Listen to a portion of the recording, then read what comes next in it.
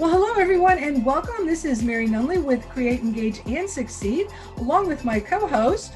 Amadeus Dunley, co-founder of the company and regular on the show. All right. And today we are welcoming my dear friend and celebrated author, Rebecca Cuevas, who has written not only one book, she has written two books. And so I'm going to let Rebecca introduce herself, and then we're going to just have some conversation about what it's like being an author and what she's been up to. So, Rebecca, take it away. Hey, Mary. Hey, Amadeus. Thank you so much for the wonderful invitation.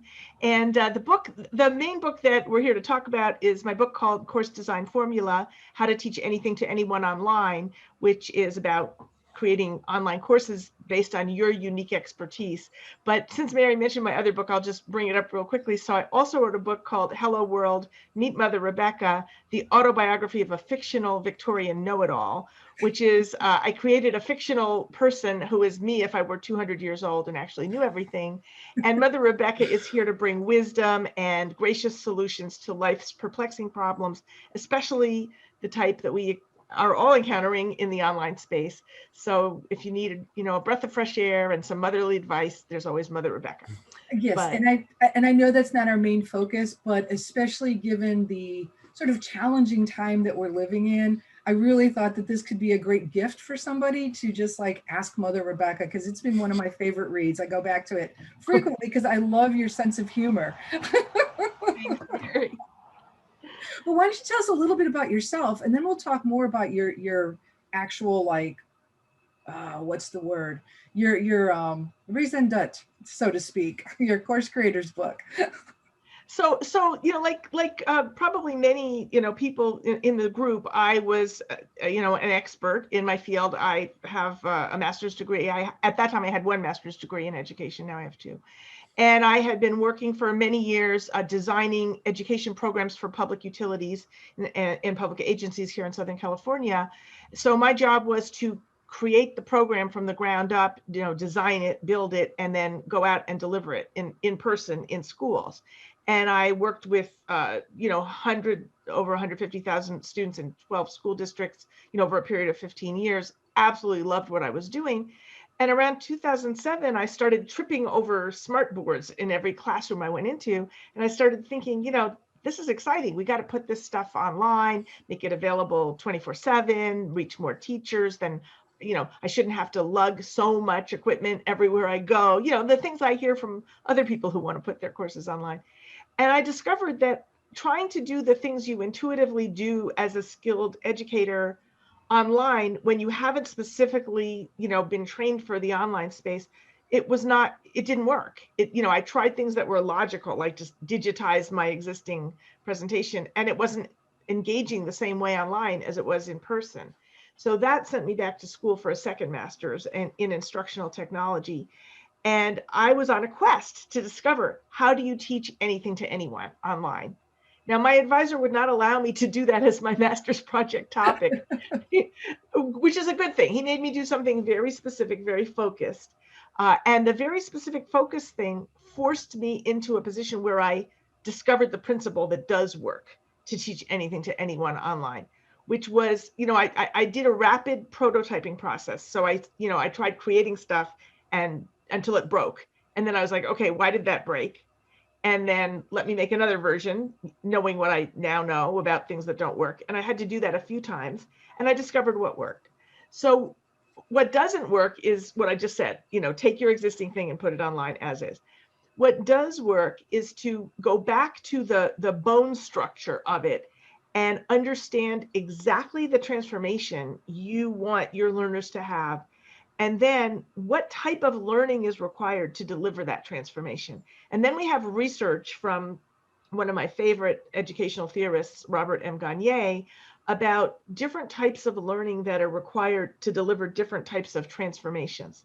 So once you know the type of learning, then you can structure the course based on Gagne's research into how people achieve that type of goal best.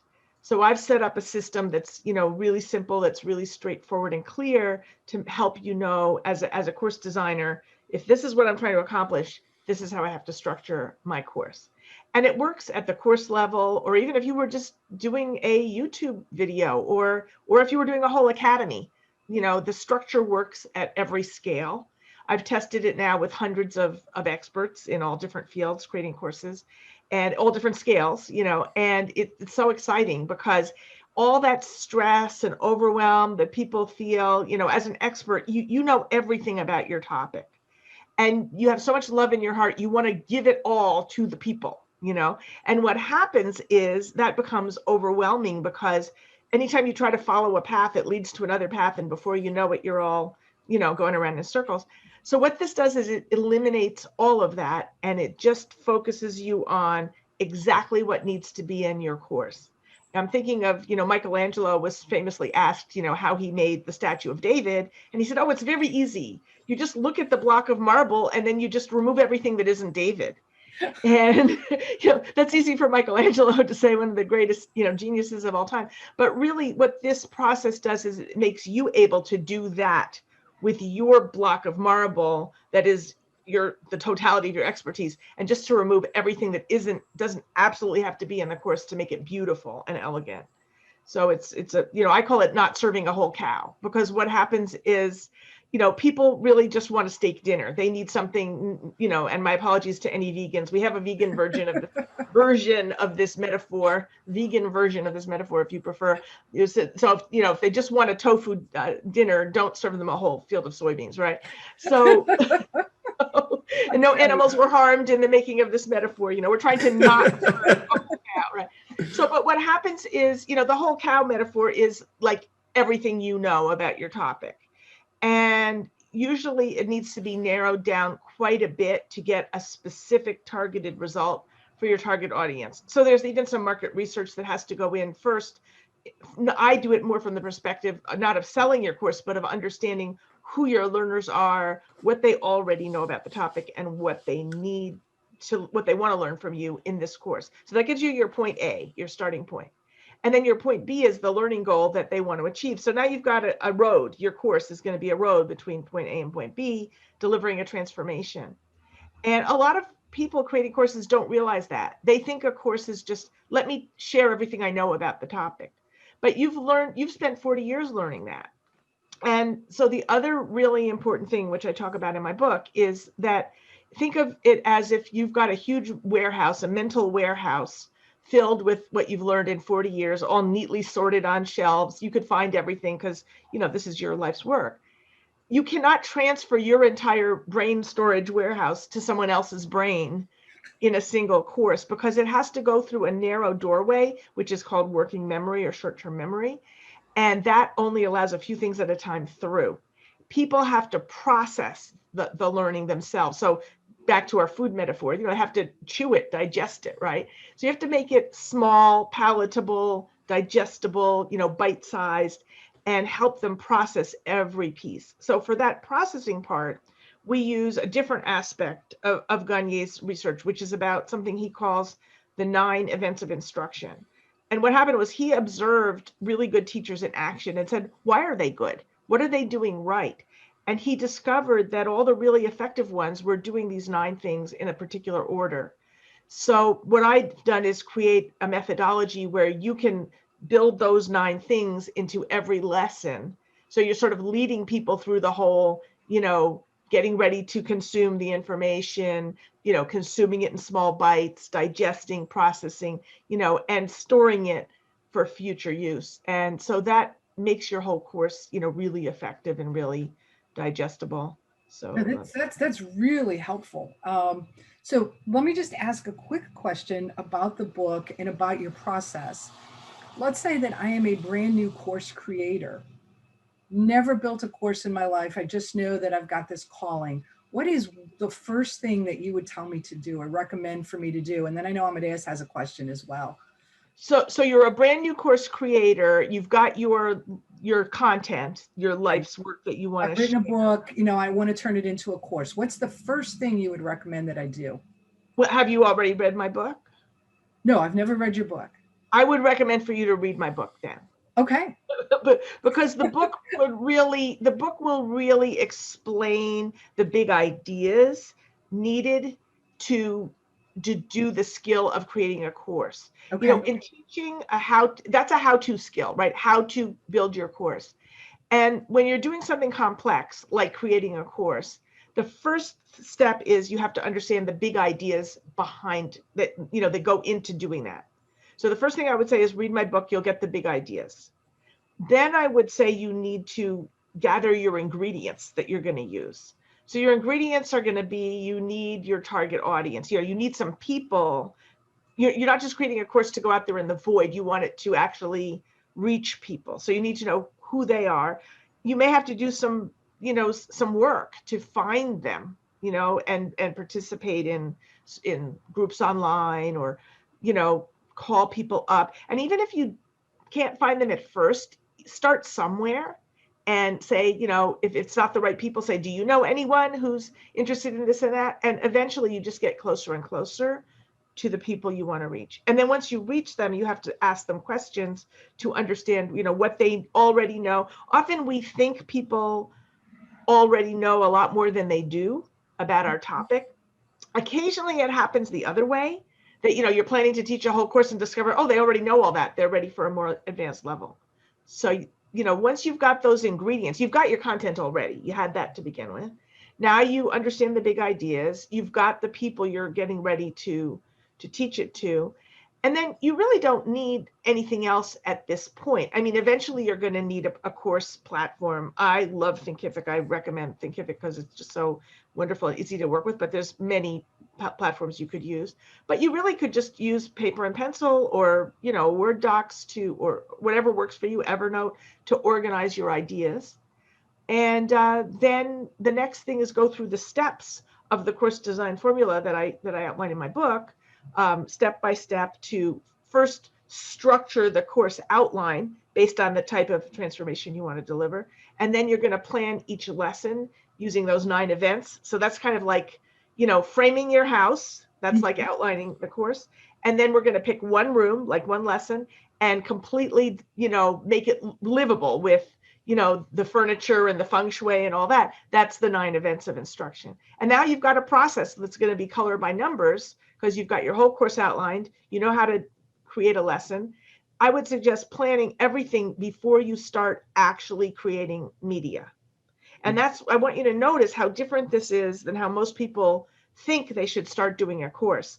I thought that too. That was my first prototype that failed, which is, let's just jump in and make a video. No, you don't know which video you need to make yet. And that's why I say plan the whole thing before you start building, because your plan may show you that something needs to move from where you thought it was going to be, or you don't need it, or you need something different. So it's kind of like making a scale model of your house and cutouts of the furniture on, graph paper before you try to lug an actual couch up 3 flights of stairs, only to discover it doesn't fit, in that.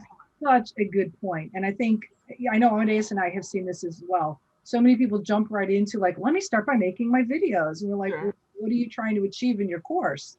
Video is the last thing you need to do. You need to figure out, like you said, who's your audience, what's your structure, what do you need, and then go from there. You'll also, I have found that you also spend a lot less time in development mode then, because it's all planned out. And you're not going down all these rabbit holes of like, oh, now I need to go find this pretty picture. Or so, Amadeus, not to cut you off because this is fascinating, but I know I've been watching Amadeus, and I know he's got a question that he's just been like chomping at the bits to ask. So I'm going to let him ask his question. All right, thank you. So continuing on with kind of the previous question. So you were talking about how, it's easier to plan out the house than it is to just try and start building it willy-nilly. So in terms of learning and objectives, then could you talk about the outcome-based learning or objective-based learning over other styles, and what benefits that has? Absolutely. Well, and this is an aspect of what's called backward design, where you start with the end in mind.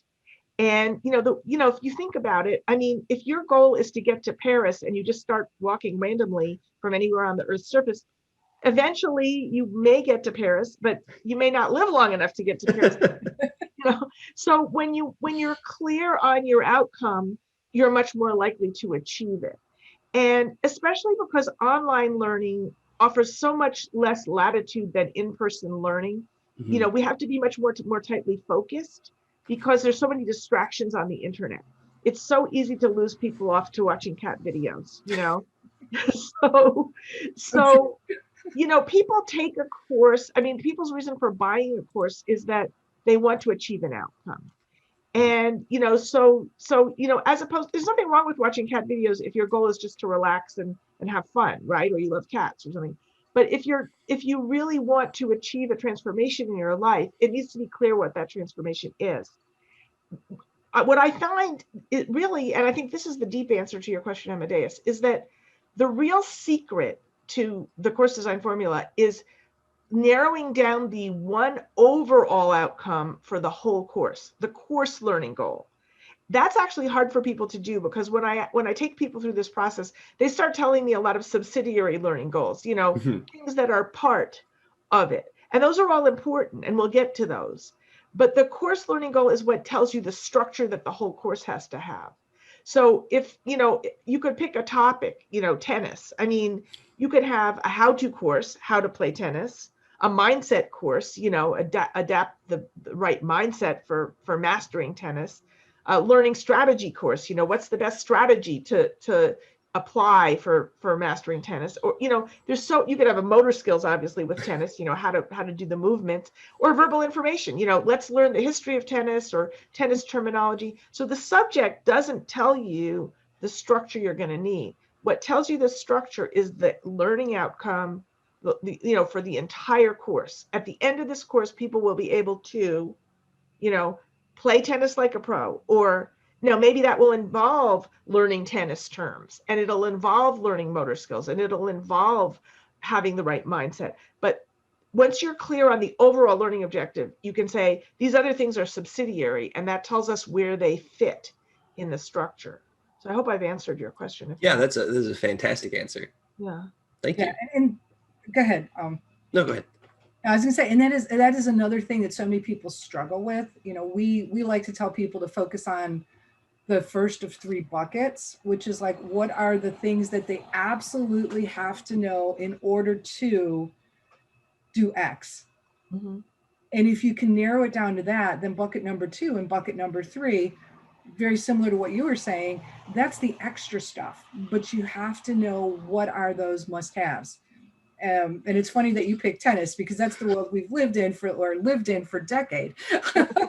I can't play tennis to save my life, so yeah, I must have been tuning in. He was a college tennis player, and, you know, nationally ranked junior. So it's like all of those things that you were saying, it was like, yep, we had a coach for that. Yeah, we had a coach for that. Yeah, we learned that from that book. You know, so it was really kind of funny that you brought that up, not knowing Amadeus's background, but it's true. And I think each one of those topics that you suggested has a very different outcome. Exactly. So how I build my course is going to be based on what that outcome is. Because if it's mechanics, then I might have to go out and hit tennis balls against the wall. Exactly. And I'm going to test, like, can I hit the ball 100 times in a row? If yes, I achieve the outcome. Whereas if mindset, it's a whole different approach. So I think so many people who would like to create courses don't realize all of the intricacies that go with it. And I appreciate you answering Amadeus's questions and mine, and just clearly defining what that looks like. Well, you know, the often you'll find people saying, get my exact, you know, X 5-part, 6-part, whatever template. The trouble with that method is that your course and your content may not fit into their exact template. There isn't a one-size-fits-all template. But if you understand the principles behind, you know, helping people learn any kind of learning, then you basically create your own template that works for your own. And you mentioned the bucket. I mean, one of the things I help people do a little bit later in the process, but before they start building their media, is create a rubric, you know, a chart that you have the skills down one side and the levels of achievement along the other axis. And I do have them pick 3, you know, just as you do. I mean, sure, there could be many more skills that people need in a course, but if you can force yourself to narrow it down to the 3 most critical ones, it kind of, again, it removes a lot of the things that aren't David, you know. Exactly. Yes, and that's what we found as well. And it also opens you up to create an additional course or courses, because then you can layer and build onto that but 3 is a nice, easy number. It's not overwhelming. And it also, I have found, and I would be curious to see if you found the same thing, really forces the person or persons you're working with to become very clear on what they're trying to accomplish. Exactly. Exactly. Which is the hardest part, and really takes the longest amount of time. And when I worked for utilities, I once got to observe a process where they were going to put a brand new pipe through an existing pipe. They were going to burst the old one open by putting the new pipe through. And we all stood around for like 2 hours watching the engineers position how they were going to thread this thing. Wow. And once it went, it was going to go super fast. But that positioning is the most important part, because once you let it go, then you've put a process into motion. So you really want to make sure you've got that positioning right, and that's why we put so much time as learning designers, right, to design it first before we start building. Once it's built, it's hard for people to change it. They've put so much time and energy, into that. So that positioning it's worth taking the time to do that. It is. And I think that's a step, whether you're in the corporate world, whether you're a solopreneur, course creator, that's the step that people like to spend the least amount of time in. We used to laugh when I was in the corporate world at Addy, analyze, design, develop, implement, and evaluate. We lived in the DD world, design, develop, design, develop, design, develop. Wow. And then it's like, well, what happened to the rest of the stuff? Well, we don't have time. We're moving too fast. Operations has this request, boom, we just got to build it. But if we had spent a little bit more time in the analyze and the evaluate, we might have saved time in the long run. So, I think it's a common problem in a very fast-paced environment. It's like, boom, we got to have it now. Let's just make it, and then we'll see what happens. It's like that Eisenhower matrix. If you're always in the urgent and important mode, you don't have time for the important but not urgent, which is actually a more creative place to be, where you can take that time and ultimately you will save time. Exactly. A lot of time by doing it that way. Yes. And the other thing is that when people have the pieces of their cow that they can't serve in that one course, you can also plan out your whole academy or future offerings. So again, you're saving time, not just on the course you're creating, but on future courses that you're going to create. And that is such a valid point. And it brings me up to my next question for you, which is, what are you working on right now? What's new and exciting and coming down the road for our listeners and for people that are just like, wow, she really just resonates with me. I want to get more information, or I'd like to work with her. Tell us what you've got in the works. Well, this is really exciting. Well, one is helping coaching people who are developing whole academies, which applying the course design formula to their whole structure of their whole school, which is very exciting. Another is I'm getting ready. I'll be launching the next cohort of my course design formula master course starting January 12th of 2021. So that's another thing. And I'm developing a self-paced version of the course, which is going to be for organizations who want to train their subject matter experts. So much stuff has to be online now because of COVID and just, recent developments. So if you want to train your whole organization to have everybody understand the principles of excellent learning design, I have a method that's really targeted and really fast-paced. It doesn't have the frills, it doesn't have the high-level mastermind stuff of coming to a Facebook group and watching weekly classes. It's all hands-on applied stuff of getting your course online. And then finally, and I wrote my blog post about this morning, if anybody wants to read it, it's on my Learn and Get Smarter blog.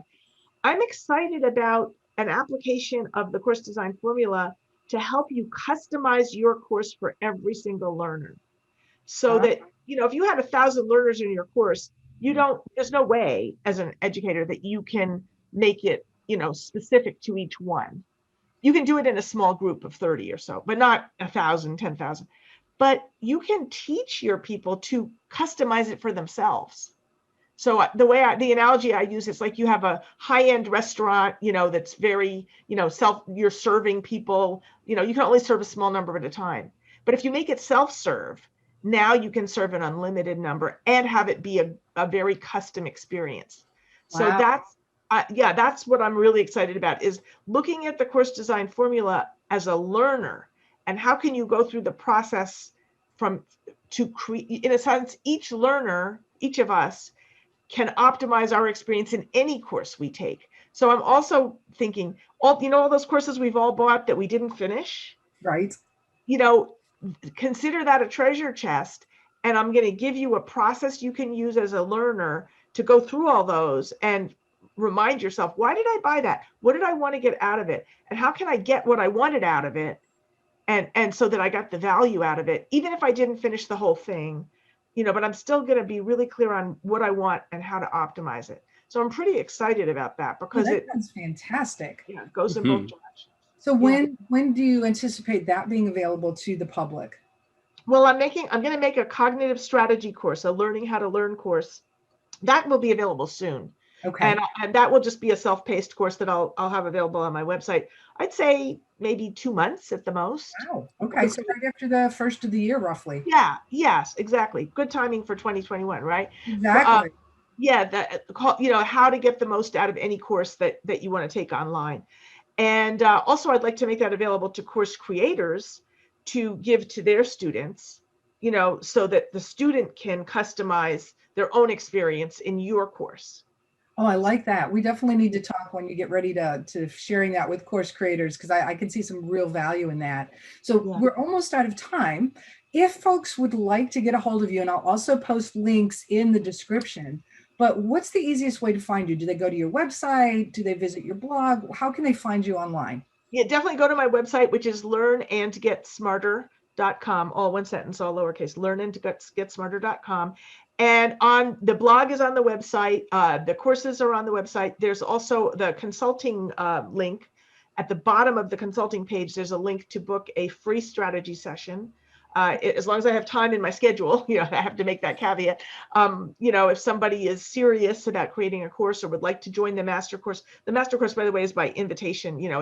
I'm creating a very curated, custom, that's the small group experience where I help. And it is well worth it, having been through this as a participant. And I unfortunately am not able to attend as many campfires as I'd like, but Rebecca has done a fantastic job of curating a community of creative, exciting course creators. And so if you fit that mold, I would say definitely reach out to Rebecca and talk to her, because it is a once in a lifetime kind of experience. And Mary's referring to Course Crafters Camp when she said campfires, which is what we, after you go through the whole course design formula master course and you learn the process, which is 14 weeks, then we do another session of camp, which is a workshopping and, hands-on building experience. The part about building your media and stuff, that's where we do that once you've already done your design. So yeah, I'd just love to talk to any members of the community that, feel this would be something they'd like to explore more. You can also send me an email, Rebecca@learnandgetsmarter.com. And I'm just thrilled to hear from everyone. And I want to thank you for your commitment to your own, developing your own intellectual property and making the world a better place through your mission and your service and the thing that you were born to help people do. Thank you for putting your heart and soul into that. Oh, we love it. And we really appreciate you being as a guest today. So I look forward to many, many more conversations with you down the road.